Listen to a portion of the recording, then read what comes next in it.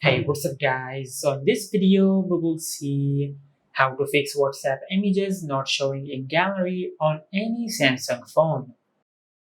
Now, if you receive images on WhatsApp and if those images are not showing in your gallery app, just go to your home screen and open WhatsApp. Then tap on the three dots over here and select settings. From here, just scroll down and tap on chats and enable media visibility.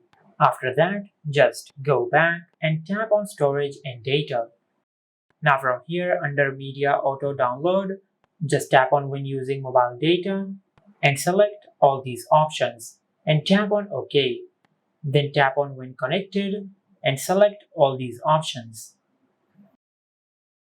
Now once you have done that, now if you receive any images on your WhatsApp, they will show in the gallery app. And this is how you can fix WhatsApp images not showing in gallery on any Samsung phone. If you found this video helpful, please like the video and subscribe to our channel and hit the bell icon to get notified when we upload a new video.